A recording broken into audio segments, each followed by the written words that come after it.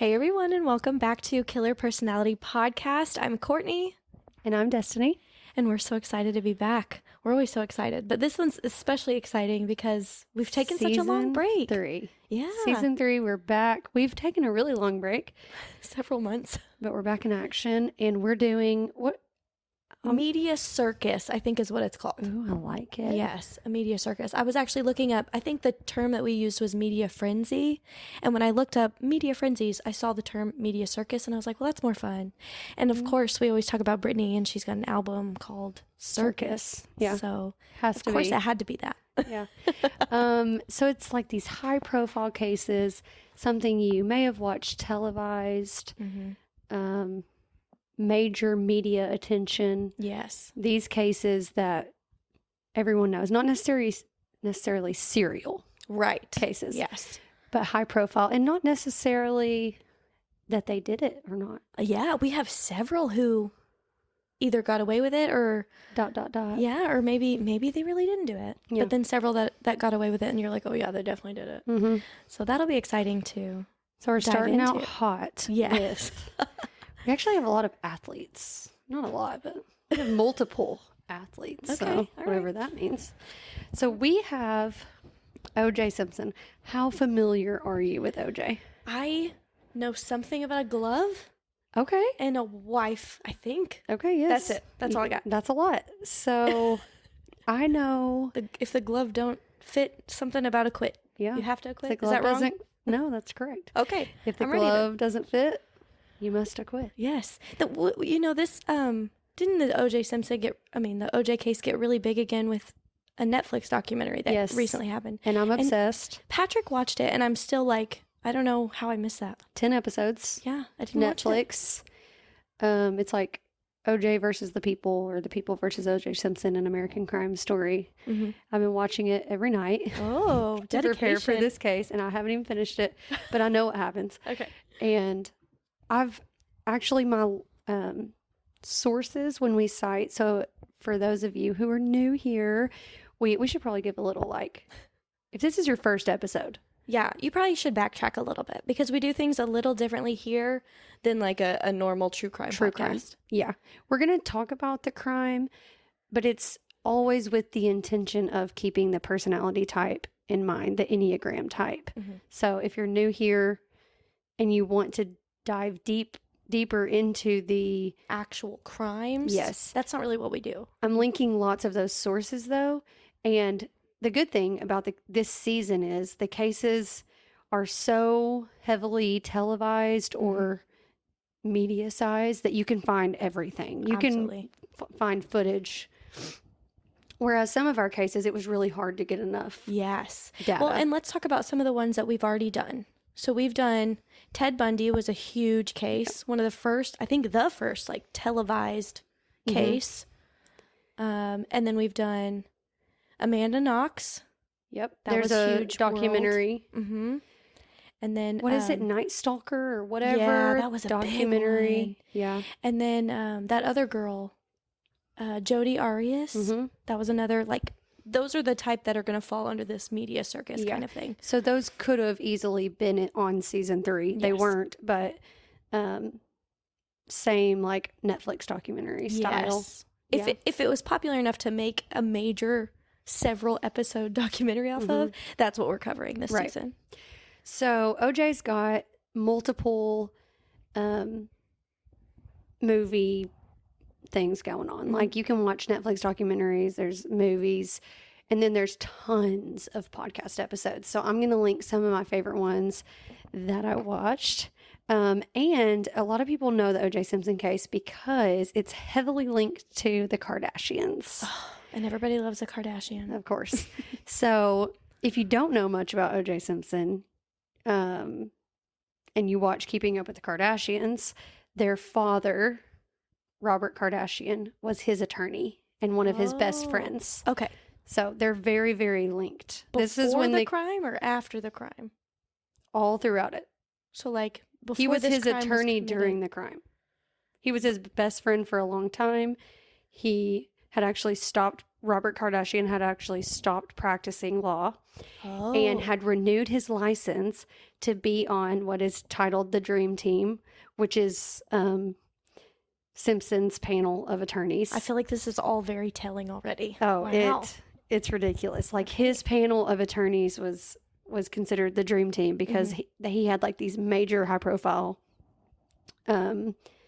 attorneys that you can find out everything about. But Robert Kardashian was one of them. He like got his license renewed to be able to defend him. But he was like his best friend.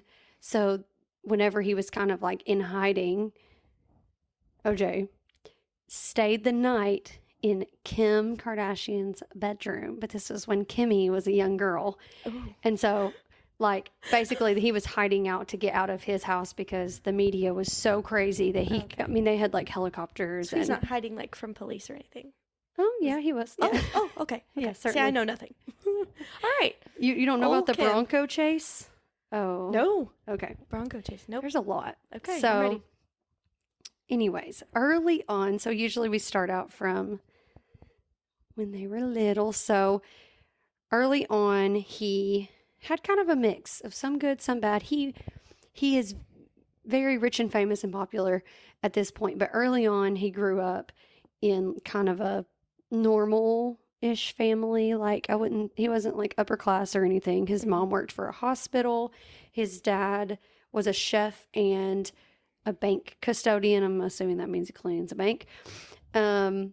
His parents separated early on. Actually read that his dad was pretty popular in drag, came out, and so his parents separated, and his dad, like, had this whole other life. It reminds me of Chandler Bing from Friends. Oh, okay. Yeah, his dad was in drag. Well, same as OJ. Okay. Yeah, well, Chandler didn't turn into a murderer, so there's that difference. Did OJ? Well, I guess we're going to find out. Never know. So he was raised in the San Francisco Bay Area, and pretty much I just think of like a single mom life, and like he's very attached to his mom even throughout his crimes. Like you can see where you don't know, but when it got to the point that they were kind of like, it's now or never, dude, you're gonna have to turn yourself in, he had a gun to his head and he said, I want to call my mom. So apparently a very close-knit relationship with his mom. But he had some hardship. So early on he was diagnosed with rickets, which I'm gonna tell y'all what that is from the good old Google. A disease of children caused by a vitamin D deficiency, characterized by imperfect calcification, softening, and distortions of the bones, typically resulting in being bow-legged. So he had to wear braces for several years in his toddlerhood, and so he definitely had hardship, right? Yeah. He also by the age of like 13 had gotten into gang affiliation in his neighborhood and had a stint in juvenile detention. So definitely some struggle early on. However, he was very athletic. So as he grows up, he is starting to make strides in football. And unfortunately, he had to like make some improvements in academics, but he was able to get into the City College of San Francisco, which I'm assuming, don't murder me if I'm wrong, but pretty sure it's like a JUCO.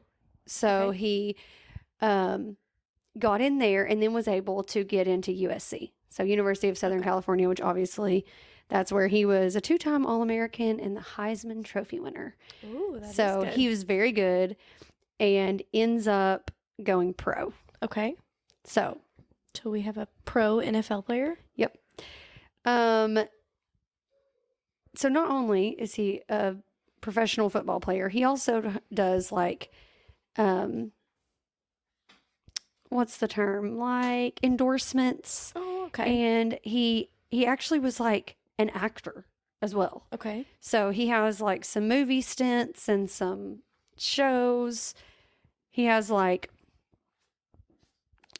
he's basically famous at this point. Yeah. He has a super nice house, and like marries the girl. He's like what you would imagine Hollywood Yeah. being like. He's everyone's favorite guy. Okay. So I kind of am imagining like a Rock kind of character. Somebody who's really athletic and kind of got into the yes, scene. I can see that. Yeah, like everybody loves him. Yes. Yeah. He was like he would go golfing with his buddies, hangs out with Robert Kardashian. And now, granted, this is before the Kardashians were like we know The them now. Kardashians. Yeah. But still Kris Jenner. I mean, like Yeah. like you're hanging out with Kris Jenner Yeah. regularly. Mhm. So really he's very well-rounded character. So he's got he played for the Buffalo Bills, the San Francisco 49ers, and he broke records. He's got like a long record of breaking statistics and getting career highs and fastest player, most rushing yards in a game, all of these things. Wow. So very, Okay. Very athletic. yes, very prominent. He's called the Juice. That's what most people called him in athletics.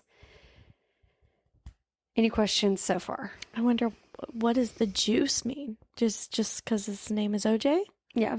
So this okay. And just the funny juice. story, whenever he was like the whole Bronco chase, all this stuff, which I'll get to, he was like, "Can I have some orange juice?" That is kind of funny. I'm like, wow, come on, dude. So, okay. So all of this, he was married at a certain point. They end up, he ends up cheating on his first wife and gets with Nicole Brown Simpson. Do you know what she looks like? No idea. Beautiful. I'm going to okay. show you. I mean, not the best picture there. Let me find you a different picture. It's worth it. It's Okay. telling to the story. So, Okay. So, this is them. oh, she is beautiful. Like Barbie and Ken, right? Yeah. So, she's beautiful. She's like dancing or waiting at a restaurant or a bar or something like that. And they meet and he's cheating on his wife, but they end up splitting up and he gets with Nicole. Okay. So him and Nicole get together and they have children together. How many children? 2. Okay. And then OJ, give me a second, had already had children prior. Let me make sure. I believe he already had 2 children. Of course, can't find it, but I believe he had 2. And then he has children with Nicole. Okay. So their marriage was definitely, or their relationship in general was definitely anything but happy. I mean, it was very roller coaster. Okay. So they had their ups and downs. Gotcha. But I think it was for show. Like, I'm not saying they didn't love each other, Yeah. but they put on a great show and a great facade. But behind closed doors, there was a lot of abuse. Oh. There were multiple 911 calls that got released Wow. where you can hear him yelling and screaming and Nicole saying he's going to kill me. That's a red flag. Yeah, lots. There were lots of flags. Red, yellow, orange. All of the flags. Yes. So, so basically, okay, also 1, 2, 3, 4, 5. He had 5 kids. Okay. So anyways, her friends were aware. Like her friends were aware that it was on again, off again, but everyone always said, but he loved her, or but she loved him, things like that. Is she standing there? Yes. So everyone was aware that this was going on, but it kind of was just one of those things that people were just like, oh, but but they love each other, but they Mhm. always work it out. They always get back together. Yeah. So I don't know that anything drastic was ever done, but it seemed like after the fact, people were like, oh, I should have done something. I should have Yeah. said something. We've got to help women in these cycles of domestic abuse. Mhm. But eventually, they split. So Nicole and OJ split, and they're actually living in two separate houses. Okay. They're both in these very nice Hollywood style homes, Yeah. and like living in Los Angeles. And if you watch the documentaries, you can really see like what the house looked like. But these are like gated community kind of things. Like you've got to have a code to get in. So, fast forward to the night of the murder. So we have OJ, who struggled as a little kid because he had some growth development problems, vitamin D issues, but then he turns into an amazing athlete, struggles in school but picks up his grades enough to be able to go to school, and then is drafted into the NFL. That's kind of what we know about And him. has a whole actor career. And an actor career. Okay, so he's got goals and passions and Right. perseverance, Right. and then marries, An aggressive side. An He's aggressive definitely side, got an yeah. aggressive side. marries, divorces, marries again, divorces again. Mm-hmm. 5 kids. Yes. Is that everything so far? Yeah. So, and then other than Nicole that met Mhm. OJ, she was 18. She was a waitress. And anyways, they got together. Their marriage lasted 7 years. They had 2 children during this time. And there was physical abuse. There were police reports. I think there was a lot of jealousy, a lot of potential affairs. But ultimately, they filed for divorce, and they had, again, all these affair issues. But ultimately, he ends up being with someone else by the time of the murder. Okay. Who I actually think there was another affair. But anyways, Ooh. all the affairs. It's always the affairs Yeah. that lead to these kind of stories. Well, you got to cover things up and... Okay. So, the murder. I'm going to try to really break this down in a fast way. Okay. Let me get to... All right. I'm going to the night of the murders timeline. Okay. Because this is telling. Oh, yeah. Okay. I'm ready. June 12th, 1994. I believe this is a couple years after the divorce. Yes, they divorced in 1992. Okay. This is 1994. So they are divorced. They're not living together. And supposedly they're, it's like his daughter's dance recital. So he has a daughter, him and Nicole have a daughter, Mm-hmm. and the daughter has a dance recital.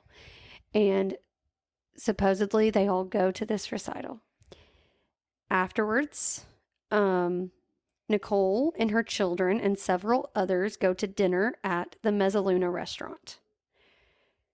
Nicole and her children leave and stop for ice cream on the way home.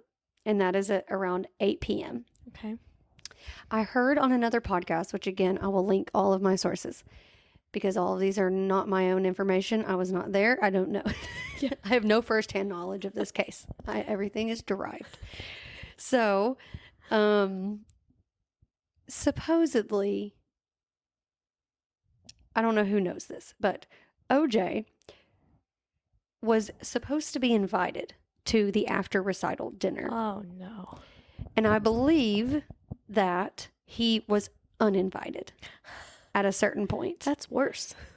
Now, Then, there's like, just another not telling him. there's another theory. So, again, remember OJ had a son prior. So he had an older son who is a chef at another restaurant. There is a theory that they were supposed to go to the son's restaurant and they changed their mind at a certain point and switched to the Mezzaluna, which is like, I don't know, on the way home, one of their favorite places to go. They switched gears and go there, which would seemingly mean that they stood up the other reservation, right? Yeah. So, not sure how true that is, but either way, they go to dinner at Mezzaluna. They stop for ice cream on the way home, and OJ was not with them because I think he was uninvited. He was at the recital. He brought flowers to his daughter at the recital. So at 9:15, one of Nicole's sisters calls Mezzaluna back to say that, oh, our mom, Nicole's mother, who was at dinner, had left her glasses at the restaurant. So she takes her glasses off to eat, whatever. Ronald Goldman says, he's a waiter, he says, oh, I'll bring them. I'll run them by y'all's house. The waiter's just going to bring them on by the house, which is super random. How many waiters do you know is just going to swing it by your house? That's how you get murdered. We don't do that. That's not a tip that we're going to advise people to do. You tell them to come back to this restaurant. That's strange. But I guess when you're like famous, when you're the rich and people, famous. yeah, they're going to be like, yeah, I'll go to your if house. this is like, it's bring one it of to your you. favorite places to go, they're frequents at this, they probably had some kind of connection with him. Yeah. When you're rich, you probably get special treatment. Yeah. I wouldn't know. At the old Olive Garden, I don't. Our rich listeners, you let us know. Do they bring you your glasses, your phone, keys, maybe? When I leave Let us stuff, know. we were just at dinner. You didn't even know this. No, we were at lunch at Lost Pizza Sunday, and I left my phone. Oh, no. No one brought it to me, unfortunately. We have firsthand knowledge. I That had to does not swing happen. on back. So, Lost Pizza in Jonesboro, Arkansas. We're going to need you to step up your game. yeah, we're going to come up with our podcast, season 3. So, anyways, they go, and this is at 9:15. So in between 9 and 9:30, same timeline, supposedly, a friend staying in OJ's guest house and OJ go to McDonald's for dinner. So they didn't get the Mezzaluna. They go to McDonald's. Okay. More of our style. So then his friend, who's living in the guest house, and OJ return home, supposedly at 9:45. Around 9:48, I don't know how specific that is. Maybe he punched the time clock. Goldman leaves the restaurant with a white envelope containing the glasses. At 10:15, while watching television, a neighbor of Nicole Brown Simpson hears the cries of a dog barking outside. In the meantime, OJ was supposed to be leaving for a trip out of town, so he has a limo driver. Alan Park arrives at Simpson's home at 10:25. Kaylin is the guy living in the guest house, hears some loud thumps outside the wall of his room around 10:40.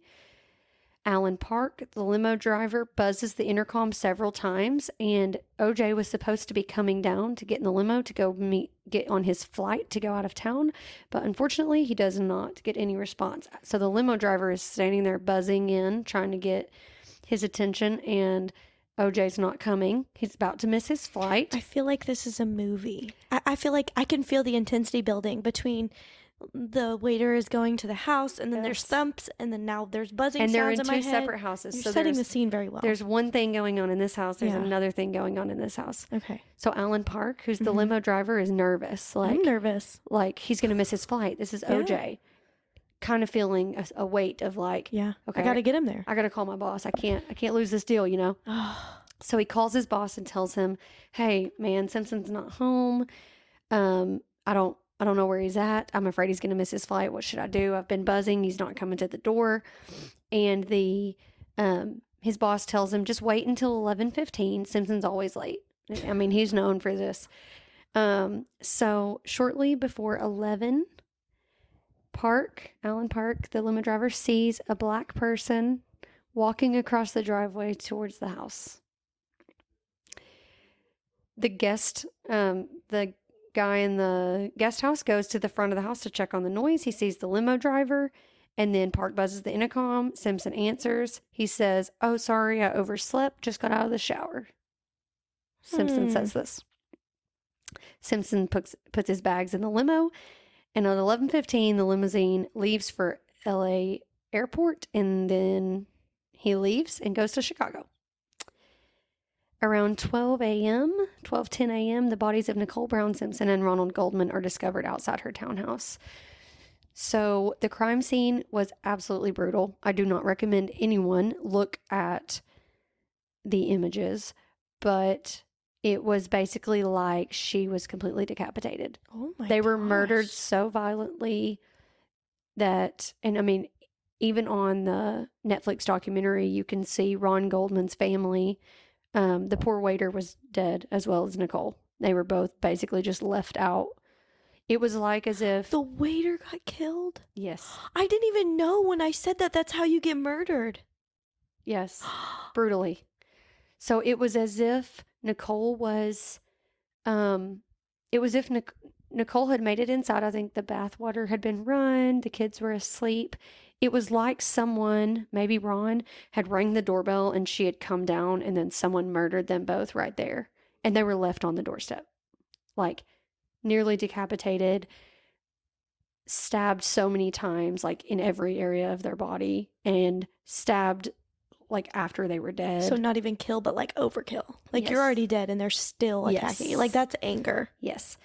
So... What? Yes. So it was this whole ordeal of... Now, mind you, this is in the time that LAPD had a history of systemic racism, Oof. as of course we all know. But this was like around Rodney King Mm-hmm. and around like these major riots Okay. that were going on, similar to our recent years. Yeah.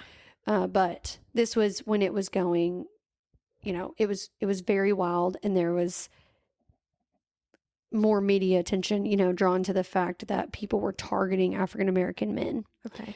So naturally, LAPD immediately assumes that OJ is a suspect. So what happens is they call him to let him know that your ex-wife had been murdered or been killed. And they got a little suspicious when he didn't ask how, Oof. as if he knew. Yeah.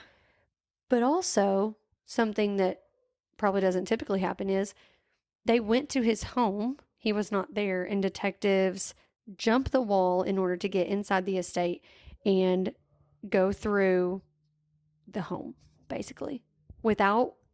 I mean, that's not protocol. Yeah. So that's bad. How often do... It's in the documentary where they're like, is it normal that the ex-husband of the deceased, in order that they send multiple detectives out? And it was particularly Mark Furman, who had been known for racial slurs, having a public issue against African American men.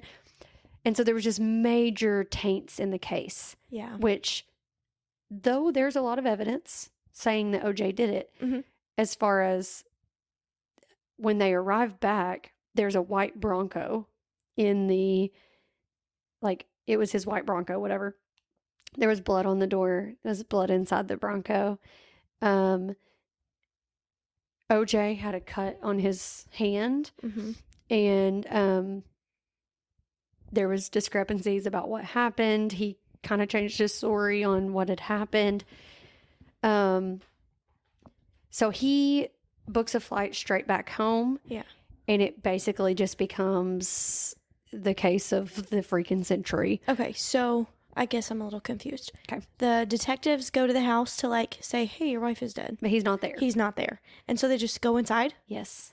And then there's blood on the Bronco. Mhm. And this is OJ's Bronco. Mhm. And there's blood on the door. There's blood inside the car. Mhm. He's got a cut on his hand, which I assume they found when he gets home. Mhm. He gets home. He's got Okay. a cut. They're asking him questions. Clearly, he was in Chicago, but there was that time gap of like, why was he late Mm-hmm. coming out? Mm-hmm. Was that enough time? Mm-hmm. There is a neighbor saying that she saw him speed through on the Bronco, but that was kind of hearsay. Yeah. So there was quite a bit of evidence, like, at the scene. Again, this is before DNA testing was quite like it is now. Yeah. And seemingly there was a lot of tampered evidence. Mm-hmm. Like there were things that were touched, there were things that were cross-contaminated. There was a lot of evidence that ended up basically being like, y'all can't use that. You took, like, for example, a pair of shoes. One of the, don't let me lie, detectives or police officers or whoever took it home to his home. What? And it was like, I'll turn it in the next day. Well, that's not... That's really not how that works. Especially when the LAPD had been known for targeting. And it was kind of like they didn't really consider any other suspects. It was OJ or nobody. They didn't really keep an open mind of like, okay, if OJ didn't do it, who did? It was OJ did it. How do we make it? Yes. How do we figure it out? Yes. How? So, Simpson assembles this dream team of lawyers that cost him an estimated $50,000 a day. Whoa. He had, so because anyways, I skipped way too far. Way too far. So Robert Shapiro, Robert Kardashian, Johnny Cochran was like this big civil rights activist. He had this whole slew of like major attorneys. And they kind of all came from different backgrounds, like from being like upper class white to being civil, an African American civil rights to being one of his best friends, Robert Kardashian. He had like the best pack essentially of different angles to come at the prosecution. So basically he winds up to where they're like, there's media everywhere. There's people saying that he did it. There's everything that he's doing is being caught on camera. It's like all over TV. People are stopping watching like the NBA finals to watch OJ. Wow. Because he's being televised pretty much at all times. They have police and helicopters and media around his house all the time. So he goes and stays at Robert Kardashian's house, Kim Kardashian's house, in order to get out of the limelight a little bit. Yeah. And that's whenever he gets a gun and he writes some suicide notes. Oh, So he basically, more than one. Yeah, he writes a note to his family, a note to his fans, and they read this like on live television. At this point, LAPD had determined that they had enough evidence to arrest him. So they handcuff him, and the attorneys eventually get them to make kind of a deal with them that instead of just like, come on guys, like he's on live television, he's an inspiration, he's a media, guru. Can we not do this on live television? Can he turn himself in? So they're like, you have till 11. Yeah. You have till 11 to turn him in. Or he has until 11 to turn himself in. Well, he sneaks away.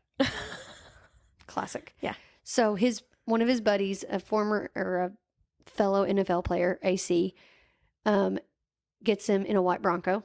Oh. Supposedly a different white Bronco. Because AC had one too. Yeah. It's like the going thing. Well, And Friends. everybody gets white Broncos. So he gets him to escape. And apparently there was like a passport and a fake mustache and like basically clearly he's trying to escape. But he has a gun held to his head as this white. What kind of stature does O.J. Simpson have? He's like a big dude, right? Oh, yes. I think it's just comical to think about this big man Like you're you're not getting away. Mustache. Yep. Get a plane ticket somewhere. Yeah, like a very stout looking dude. Yes. How tall is he? I mean, I feel like in the NFL you got to be 6 foot at least. Oh yeah, he's a big guy. Let's look it up. OJ, how tall are you, dude? Should know.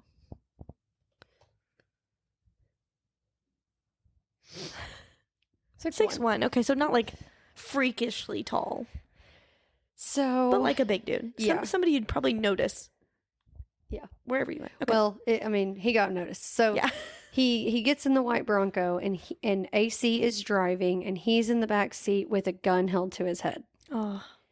And there's, he's basically reported And so everyone's looking. Yeah. All of LA, the entire world basically is like, where is.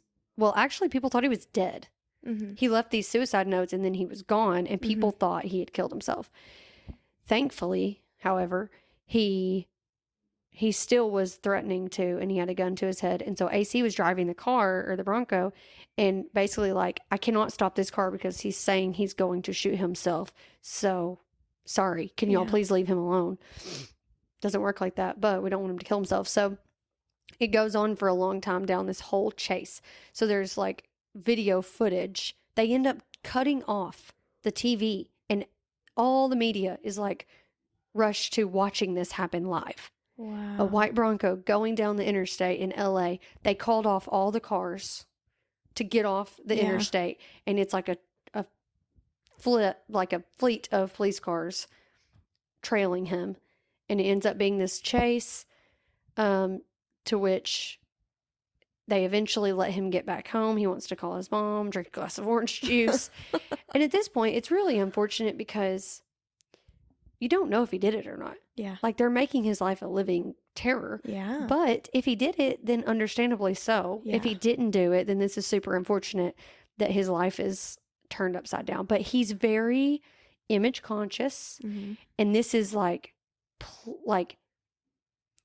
if you're going to arrest me on live television and now everyone thinks I'm this bad guy, then I just want to end it.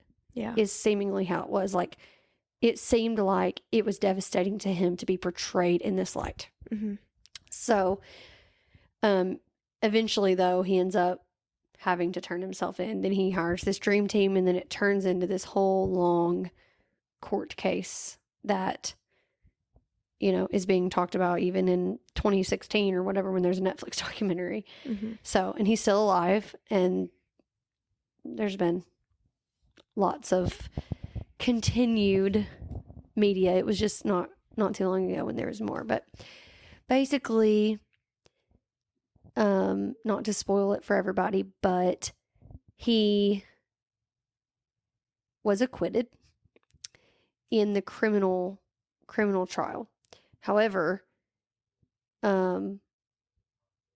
following the acquittal, Ron Goldman's family filed a civil lawsuit, and he was convicted for wrongful death.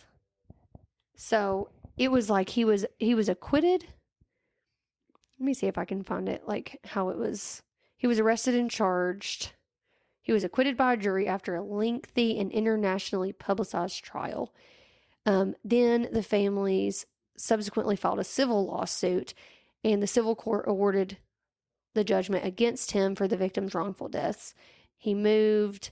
He was arrested again in Las Vegas and charged with felonies of armed robbery and kidnapping. He was convicted to 33. What? This is later in Vegas. So they said, well, we don't have enough proof that says you did this. Right? In that first. Well, because of like there were so many things that the LAPD did wrong. Including there was a blood-soaked glove. This is the whole acquit. Yeah. There was a blood-soaked glove.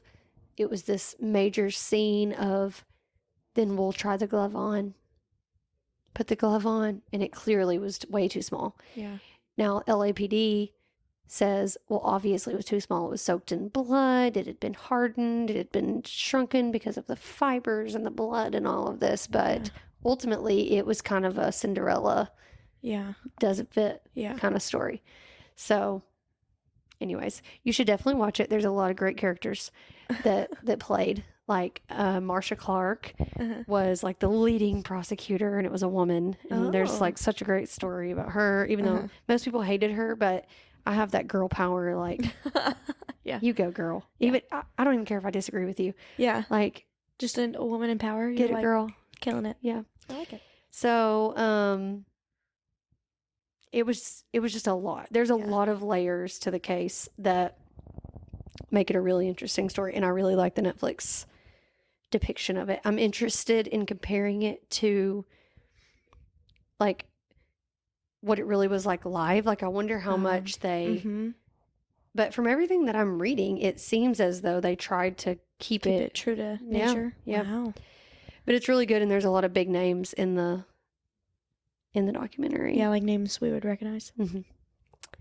Like, have you ever watched, oh dear Jesus. If I say it. Come on. Actually, I'm just going to tell you. O.J. Simpson Netflix documentary. You're going to know it. It's a TV show. Super, wait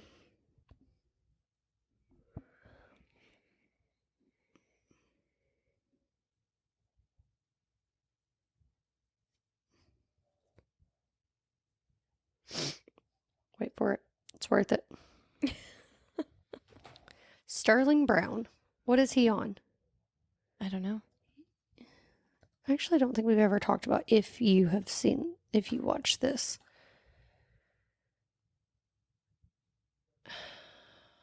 You know what? Never mind. I'll keep looking into it. Okay. You keep, okay, here. I say that, but. So we have OJ who. This Is Us.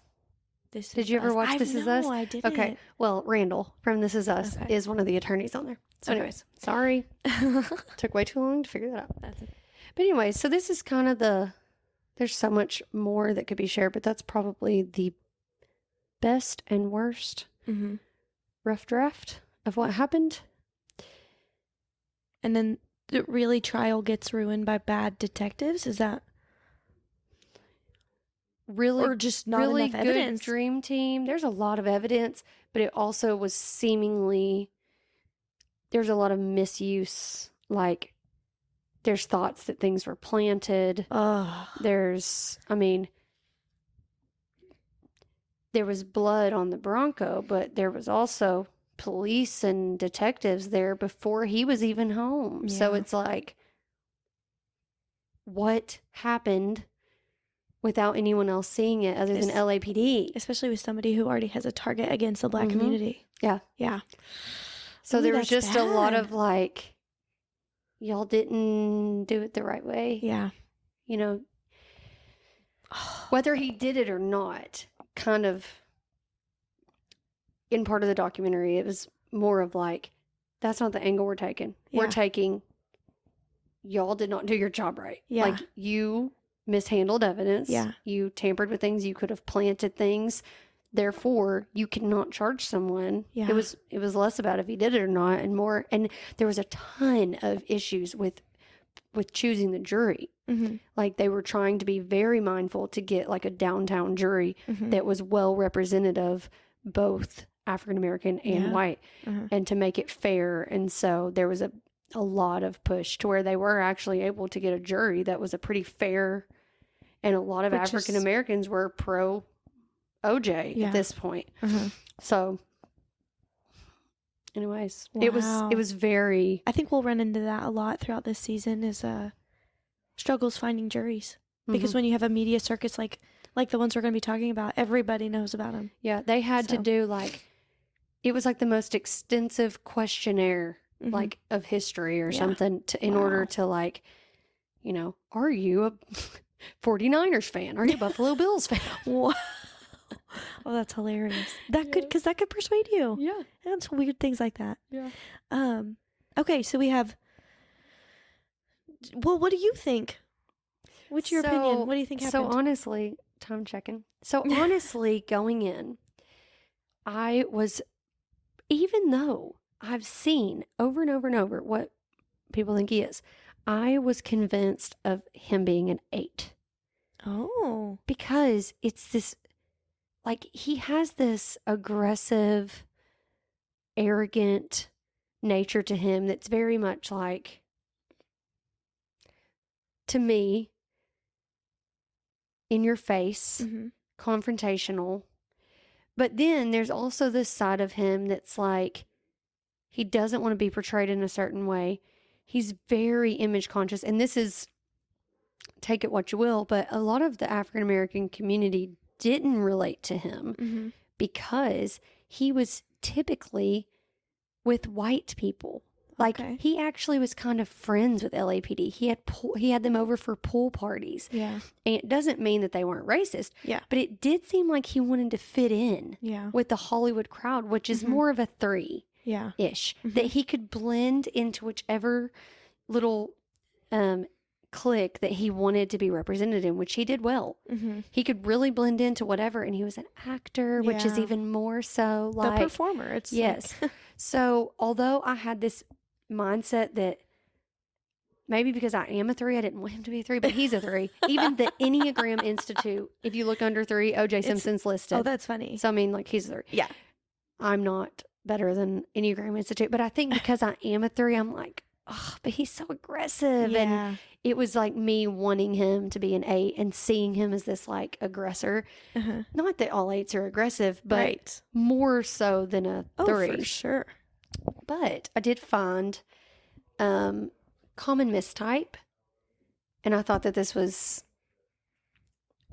really good information. So this is from the Enneagram Institute. And before you get started on this is one of the things we're going to like be checking in on throughout this season is kind of types and their mistypes to kind of have a focus, because that's a really big thing that I think a lot of people end up mistyping themselves when they're in a certain season of stress or growth. So now these will be probably mostly stress related, but yeah. Okay. So jump in. Yes. And so that would be helpful. Like if you got 2 high types, or even for me, I'm a 3, but I have one person in particular, shout out Rebecca, who was convinced for the longest time that I was a 1. Yeah. And you can read on common mistypes 3s and 1s, and it's how they're very similar in certain ways, but there's these telltale differences. So this is the same for a 3 and an 8. So 3s and 8s are both assertive, although the confusion between them centers on the competition found in average 3s and a similar competitiveness in average 8s. In general terms, 8s and 3s are ambitious and competitive. Both types want to rise above others. The difference is that average 8s are self-assertive and want others to give them their way immediately so they don't have to waste time and energy fighting with people. 8s compete for material and sexual dominance, blah, blah, blah. In this, I still thought that, I'm like, okay, I still think he's an 8. Yeah. Wait for it. By contrast, power is not the key motive of 3s. Achieving success, prestige, basking in the admiring attention of others is. 8s don't care about popularity. 8s are natural leaders, 3 are blah, blah, blah, blah, blah. So it's more of this, 3s live and die on the opinions of others and desperately want to be in demand socially. That's him. I think that that's really telling in the car ride too. Like they're like, don't make him do this. Don't make him get arrested in front of people. Let him turn himself in. But then you think about, they're going to see me in this light, and you can absolutely end up going off the deep end there. Yes. So it's not that he's not power hungry, quote unquote. Yeah. But it is that he desperately basked in that like admiration of others, and he would do what he needed to do to fit in and to cover up his faults.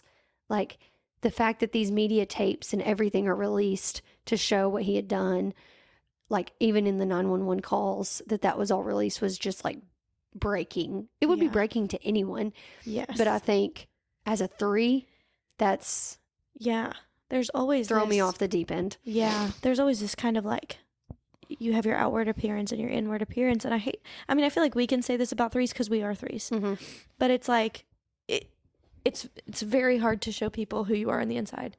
And so to have that not only shown to other people, but to be shown to everyone in the world, that's mentally, I think it would like, I would mentally break down. Yeah. And so when you look at Enneagram type 3, the performer, Enneagram type 3, the protector, and those are just other names, often normally think the achiever or the challenger, but they can be called the performer or the protector. If you look at that, OJ's a performer. Yeah. Like absolutely by and large. So I was convinced that it's correct. That, he's definitely a 3. There's some other pretty key characters. Kim Kardashian obviously was young in this story, but if you look at how she's grown up, everyone knows her. I don't have to tell you that. But, she's got this ridiculous image. Yeah. Right? Like stellar image, one could argue. And obviously very image conscious. And she is a 3 as well. Okay. I can see that. And I think it's interesting how she's now into the whole legal I didn't side. know that. Oh yeah. I She's don't like, keep up with the Kardashians. she's like a lawyer at this point. Following in her father's footsteps. Oh, that's kind of terrifying. Now, Robert Kardashian, on the other hand, I've been trying to type, and not to be confused with Rob. Yeah. But Robert, as in Gotcha. the attorney. Did you want to speak in? Yeah, well, just to like kind of talk about, we're also going to be doing this. I'm sorry, we're kind of throwing all season 3 at you guys, but we're also going to type more than just the killer personality of our stories, but some of the main characters, some of the key characters we see as well, just because it would be fun. Yeah. So, and we want to like expand in just our, maybe not just stress Enneagram, but like overall. yeah. Enneagram So types. But these are just guesses. We don't actually know. We're not trained or certified in any of this. So Right. keep that in mind. So Okay, I'm ready. the best I could get for Robert Kardashian, what I think is possibly a 6. I only saw one thing that says he might be a 5, but he seemed loyal down. I mean, like you stood by him no matter what the media was saying. Even Kris Jenner, his wife, was like, Kris Kardashian's time, but they split. So that ended up like tearing them apart, like this case. And it was to the point that the children were like, did he do it? Did he not do it? Like this was devastating to OJ's, not just his career, but his family and people like, did he do it? Did he not do it? Yeah. But so much so, Robert Kardashian stood by his side the whole time. Yeah. And I'm like, that's dang loyal. That is loyal. So I think maybe he's a 5, but if he is, maybe he's a 5-wing 6, or maybe he's a 6-wing 5. But a 5 makes sense for an attorney, being that investigator, being able to really dig in. So I mean, I could see that. And just for funsies, I'm gonna throw these at y'all.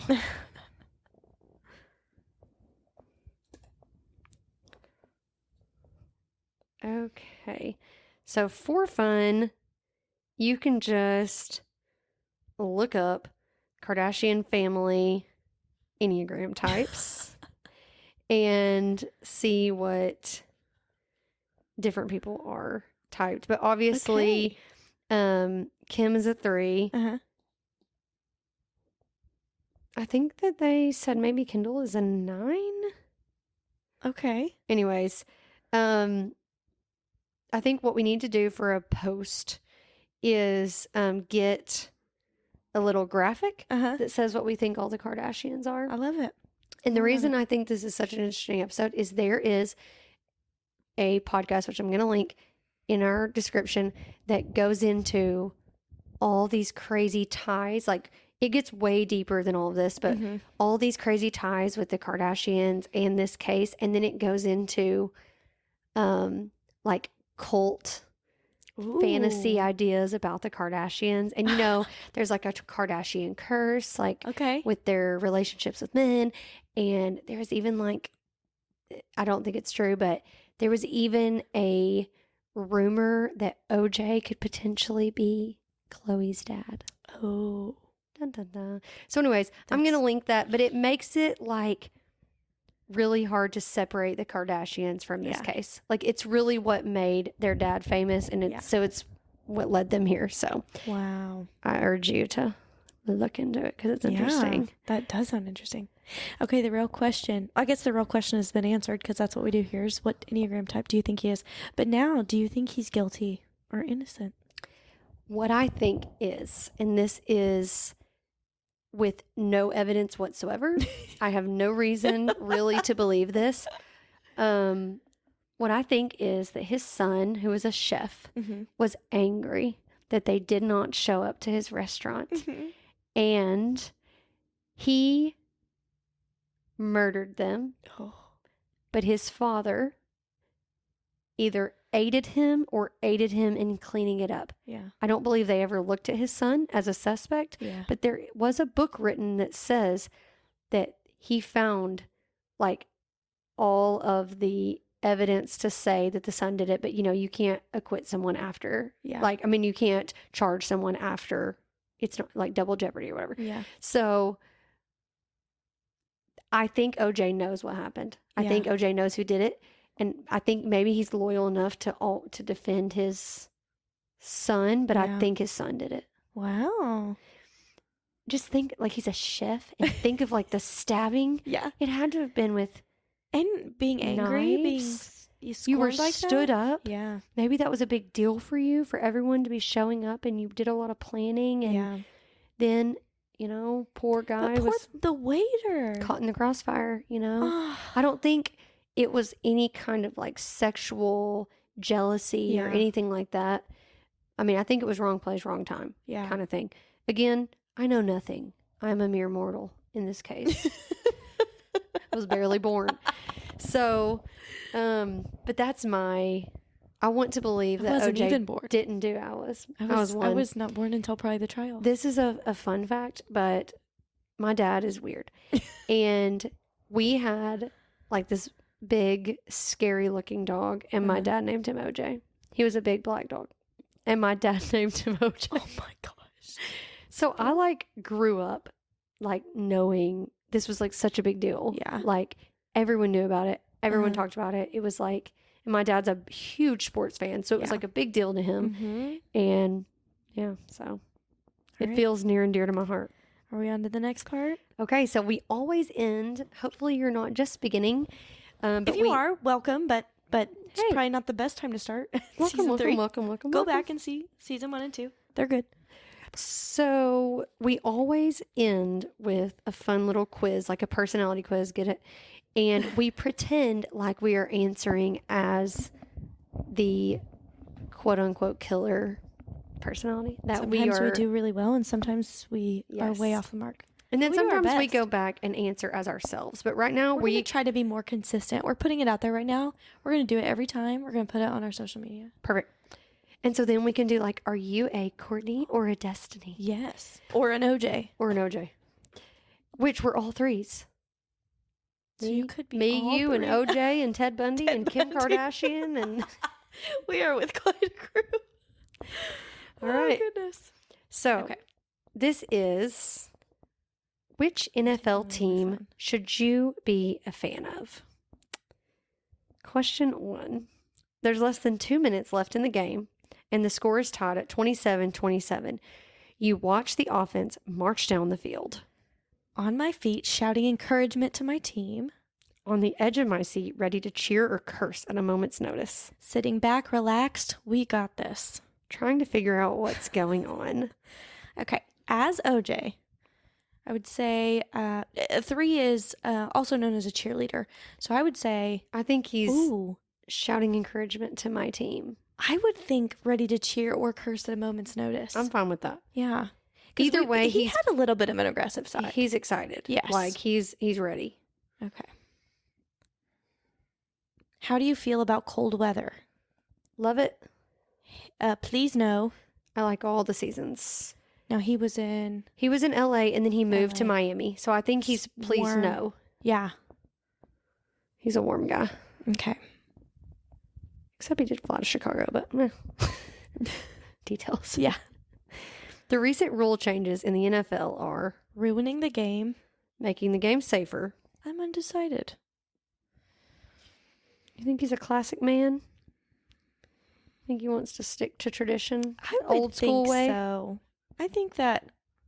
I don't know what he has said. He's probably put out a statement. A formal statement. If we're thinking O.J. Simpson in 2021, well, 2022 is now. Yeah, he's alive. I think he'd be like, ruining the game. I played in the 90s or the 80s or whenever he played. Mm-hmm. We were just fine, and we're still fine, even though they're not really fine. Yep. So I would say ruining the game. I'm for it. What's your favorite way for a team to score a touchdown? A long bomb that sails over the defender's outstretched arms and hits the receiver in stride. An electrifying run with the ball carrier shrugging off multiple tacklers on the way to the end zone. Pick 6, a defensive back taking an interception to the house. What position? Yeah. I think what did he do? I think he was a runner. He was a running back?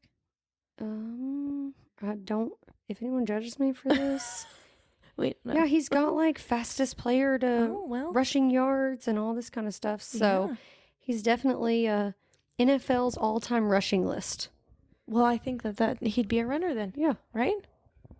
Okay, so an electrifying run.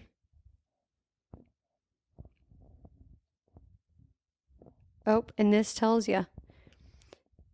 The juice, a colloquial synonym for electricity, hence a metaphor for any powerful entity. Oh, okay. His offensive line was nicknamed the Electric Company. And he was the juice. Gotcha. Okay, so electrifying. Yeah, and it works really well. Get it? The electric line. Oh my gosh, I'm dying. Okay. Which color resonates with you the most? We have red. So the team that he... Oh, sorry. No, you're fine. No, red. You look at that. Blue, yellow, or green. Okay, so... Which one did you say he was on? He played... A buck. Most promising was the Bills. Bills, which are blue and red? Or just blue and white? For sure, mostly blue, I think. Yeah, let's do blue. Okay. Or red with blood if you think he's guilty. True. Oh, or black. And black. Black was also an option. I didn't see that one. I'm for blue. I think blue. You just got done watching a defensive struggle of a game that ended with a final score of 13-9. What are you thinking? That sucked. What an amazing game. I love a good defensive battle. He played offense, right? So, and I think he wants to win. I think he'd have been frustrated if the defense was... That sucked, I think. Yeah. If money weren't an issue, which it wasn't for him, where would you watch every game from? Living it up in the luxury box. Definitely that one. Yes. Down near the field. Oh, maybe that one. I love to see and hear everything up close. At the local sports bar, yelling at the TV between sips of my brew. Kicked back, relaxed on the couch or recliner.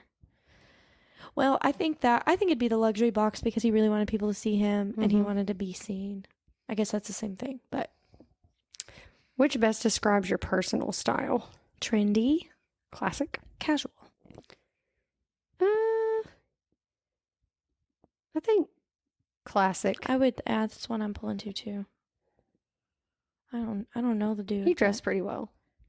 What's your favorite thing about watching sports? I love winning and anything competitive. Watching and discussing with friends. I grew up playing sports. Because I'm a man. I think the winning. I think so too. Very 3-ish. I know, I'm such a winner. Do you work a blue collar or a white collar job? I don't know the difference, honestly. Blue collar, white collar, or neither.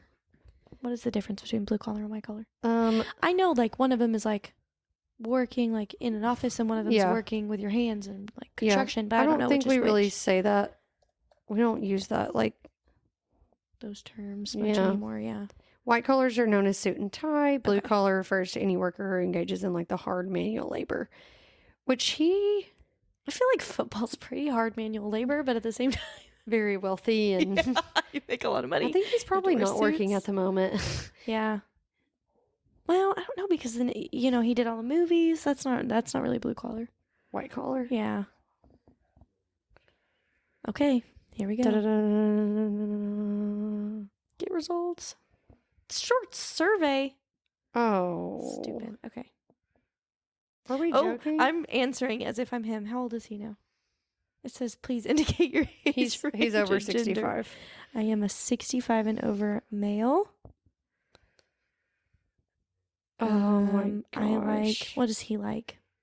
None. I'm going to say he listens to Sirius XM and his Bronco. He probably doesn't have a Bronco anymore. Okay. Just click. Yeah. Sirius. Yep. Continue. Yep. Sorry, y'all. Jeez. Not familiar. Never. How old are your children? Less than 2. This is a long survey. Okay. We're not happy about this. We're not picking this again. Listenbrainfall.com. Oh my gosh. This There's like a terrible. multiple. I'm ruining your results, Brainfall. All right. Dallas Cowboys. fan. That's my team, y'all. It's not his team, but it's mine. It might be. Maybe he's a fan now. I don't know. But unfortunately, Brainfall, we're not using you anymore. Yeah. So terrible. the only reason I picked this quiz is because I literally Googled.